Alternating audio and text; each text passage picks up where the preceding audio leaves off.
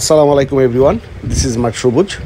আজকে জুন মাসের 2 তারিখ, আসছি মধুপুরের দিকে। আর এখন এই যে দেখতে পাচ্ছেন মধুপুর জাতীয় উদ্যানের বন বিভাগের মূল যে গেটটা, সেই এই গেটের সামনে আমরা দাঁড়িয়েছি। আর আপনারা জানেন এখানে বানর থাকে। এই যে বানর এই যে এই কামড় দিসটা আমাদের সাথে আনারস আছে, তো এই জন্য বানর একটু উল্টাপাল্টা করে। যাই হোক, মূল ঘটনায় আসি। ঘটনা হচ্ছে যে আমরা আজকে মধুপুরের জঙ্গলের ভিতরে ঢুকবো, তাই এইখান থেকে আমরা টিকিট কাটলাম। আমরা চারটা বাইকে পার বাইক 30 টাকা করে টিকিট নিচ্ছে, আর পার হেড 10 টাকা, মোট 40 টাকা করে।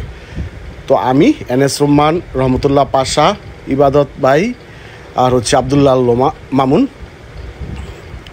আমরা ঢুকে যাচ্ছি আস্তে আস্তে মধুপুরের জঙ্গলের অভ্যন্তরে। তো রাস্তাটা করা না, ওই যে ইট বিছানো রাস্তা দিয়ে আমরা ভিতরে ঢুকছি। এই যে মেন দরজাটা, মেন গেটটা বন্ধ। এই যাবে হ্যাঁ চলে গেছে। যাই হোক, এখন মূল ইয়াতে ঢুকে গেলাম। আমরা গহীন জঙ্গলের দিকে ঢুকছি। ঘটনা হচ্ছে এই ইয়াতে আপনার জাতীয় উদ্যান মানে মধুপুরের গড় বা জঙ্গলের ভিতরে ঢুকার 2টা রাস্তা। এই সাইডটা দিয়ে, এটা হচ্ছে আপনার ঘাটাইল টু মুক্তাগাছা টু ময়মনসিংহ যে রোডটা, মধুপুরের যে রাস্তাটা, এই অংশ থেকে একদম মেইন রোডের উপরে একটা গেট। আর একটা গেট আছে আপনার জলছত্র বাজার দিয়ে, ওই দিক দিয়ে আপনার আসতে হয়। ওটা হলো দোখলা দিয়ে একটা গেট। মানে এই গেট দিয়ে ঢুকে, দোখলা গেট দিয়ে আপনি বের হয়ে যেতে পারবেন। আর ইচ্ছা করলে এই দিক দিয়ে ঢুকে আপনি জঙ্গলের ভিতরে যে কোনো জায়গায় আপনি ঢুকতে পারবেন। ডানে বামে কিছু রাস্তা আছে, কাঁচা রাস্তা, ওই কাঁচা রাস্তা দিয়ে ভিতরে ঢুকতে পারবেন। তো বর্ষাকাল হলে একদম আর কি জীবন শেষ, তেনা। আর যেহেতু অল্প কিছু বৃষ্টি হয়েছে, তাই এই যে নিচের যে ইট বিছানো মানে ইটের সলিং, এটা হয়ে গেছে পিচ্ছিল। খুব সাবধানে চালাইতে হচ্ছে। আর আমি চালাচ্ছি মোটামুটি সেই বড়, কারণ আমার বাইকে নতুন টায়ার ইনস্টল করা, আপনারা জানেন। সিয়েট জুম এক্সেল পিছনে আর সিয়েট জুম প্লাস সামনে। তো এখন আসি মূল কথায়। মধুপুরের এই জঙ্গলের ভিতরে আমার কখনোই ঢোকা হয় নাই, এই প্রথমবারের মতো আমি জঙ্গলের ভিতরে ঢুকলাম। আগে পরে প্রচুর আমি রাস্তা দিয়ে আসা যাওয়া করছি, পাশের যে রাস্তাটা, হাইওয়ে রাস্তাটা, এটা দিয়ে মুক্তাগাছা ময়মনসিংহ এইদিকে আসা যাওয়া করছি, কিন্তু কখনোই ভিতরে ঢোকা হয় নাই। হয়তো আসতাম মধুপুরের বাজার থেকে, আপনার আনারস খেতাম জলছত্র বাজার থেকে, এগুলি খেয়ে তারপরে আমি চলে যেতাম। কিন্তু এইবার ঢুকেছি একদম অভ্যন্তরে। এখন ঘটনা হচ্ছে দুই পাশের যে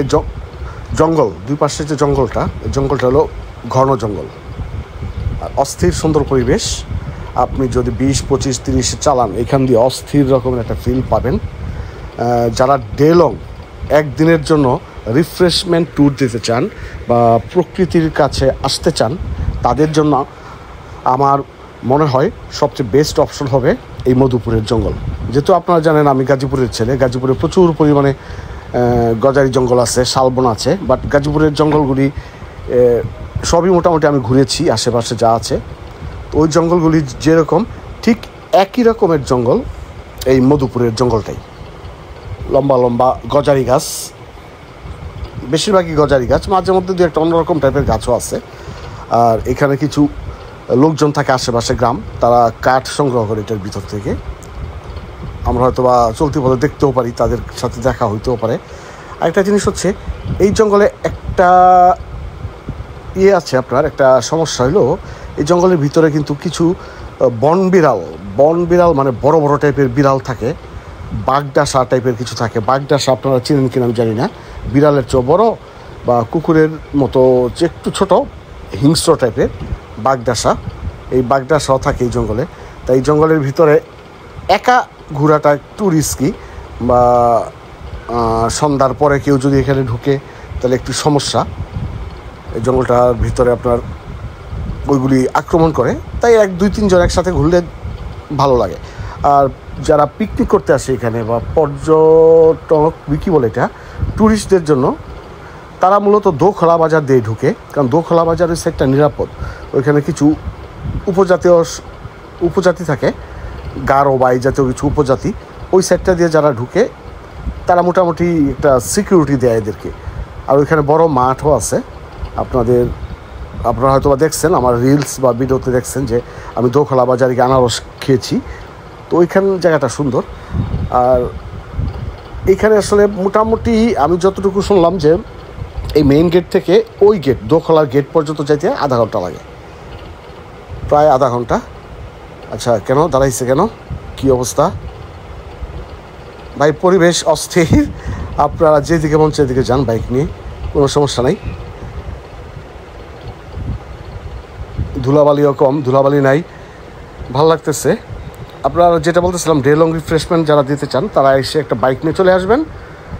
30-40 টাকা দিয়ে টিকিট কেটে, বাইকের টিকিট 30 টাকা, পার হেডের 10 টাকা। ঢুকে আপনার ইচ্ছা মতো ঘুরবেন, আশেপাশে ঘুরবেন, বসবেন, কোথাও বসে আনারস খাবেন, আড্ডা দিবেন, খাওয়া দাওয়া করবেন বা গল্পগুজব করবেন, মোটামুটি ভালো একটা সময় কাটবে।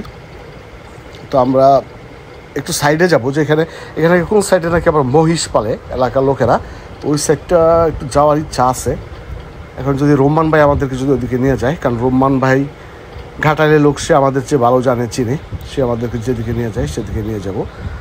তো আজকে প্রচুর গরম, প্রচুর গরম। তো জঙ্গলের ভিতরে ঢুকলাম একটু ঠান্ডা ঠান্ডা আবহাওয়ার কারণে, কিন্তু গজারি জঙ্গলের ভিতরে দেখলাম গরম আরও বেশি, প্রচুর পরিমাণে গরম এই জঙ্গলের ভিতরে। রাইড করা অবস্থায় তেমন ইয়ে হয় না, আপনার ঠান্ডা গরম অনুভূত হয় না, হালকা হালকা ঠান্ডা অনুভূত হয়।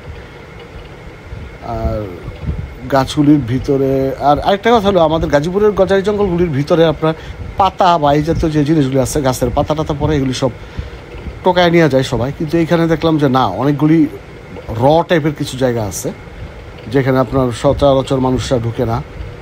যেমনি গাছের পাতা পড়তেছে, পচে টচে আবার ওগুলি স্তূপ হয়ে যাচ্ছে, আবার এইভাবেই গজাচ্ছে, মানে অনেকটা র ফিলিংস টাইপের একটা ব্যাপার আছে।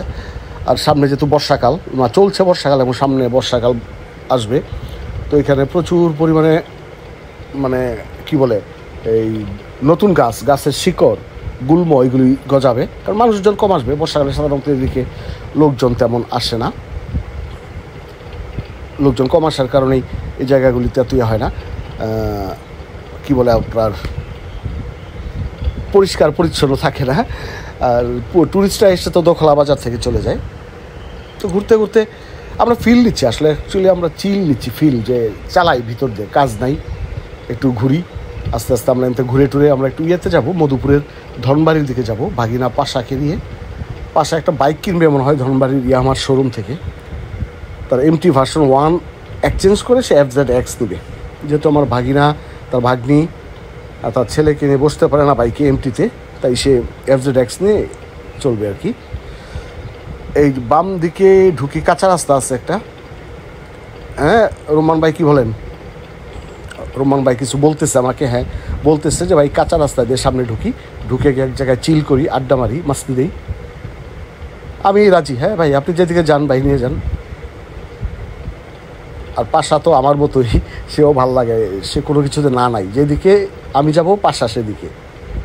চলো চলো চলো, আচ্ছা যেতে থাকি। এটা হলো কাঁচা, এতক্ষণ ইটের সলেঙ্গে চলছে, এখন হলো কাঁচা রাস্তা দিয়ে একটু সামনের দিকে যাই, গিয়ে আমরা এক জায়গায় থামবো, থেমে আমরা আড্ডা মারবো, তারপর এখান থেকে আমরা চলে যাব। তো ঘটনা এটাই, আপনারা এদিকে ঘুরতে আসুন, রিফ্রেশমেন্ট, ডে লং রিফ্রেশমেন্টের জন্য এদিকে আসুন, মধুপুরের জঙ্গল ঘুরুন, মুক্তাগাছা যেতে পারেন, মুক্তাগাছা গিয়ে আপনার মুক্তাগাছার জমিদার বাড়ি দেখতে পারেন, মন্ডা খেতে পারেন।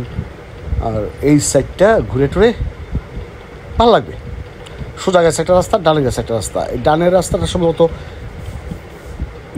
নিচে কিছু ইয়ে আছে, মহিষ পালে নাকি আমার বলছিল রোমান ভাই, একদম নিচে কি বলে এটা, সনবন নাই জাতীয় কিছু একটা আছে, ওগুলো নিয়ে যাচ্ছে। যাক আমরা এখন এখানে থামি ভাই, হ্যাঁ রোমান ভাই এখানে থেমে আমরা আড্ডা মারি, মাস্তি দেই, তারপরে আমরা এখান থেকে যার মতো ছবি তুলবো, ভিডিও করব, ফটোশ্যুট করব। হ্যাঁ আমরা করে টোরে এখান থেকে আমরা দুপুরে গিয়ে ধনবাড়িতে আমরা লাঞ্চ করব, লাঞ্চ করে পাশার বাইকটা নিয়ে তারপরে আমরা মুভ করব ইনশাল্লাহ আমাদের গাজীপুরের দিকে।